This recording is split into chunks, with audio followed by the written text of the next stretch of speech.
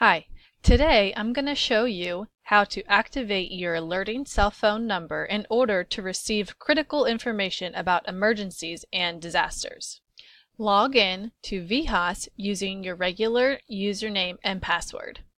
Next, click on My Accounts, Personal Information, then head on over here to the left side of the page and click on Edit Account. Choose your correct location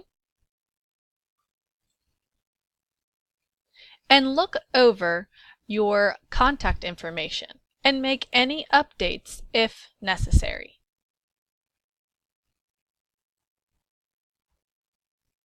Once you are finished making updates, click on the green Continue button and it will take you to the Alerting System Contact Instructions page.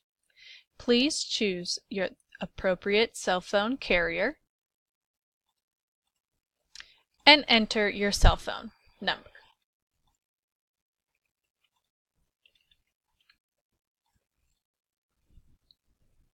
Then the green link will appear that says Send Verification Code.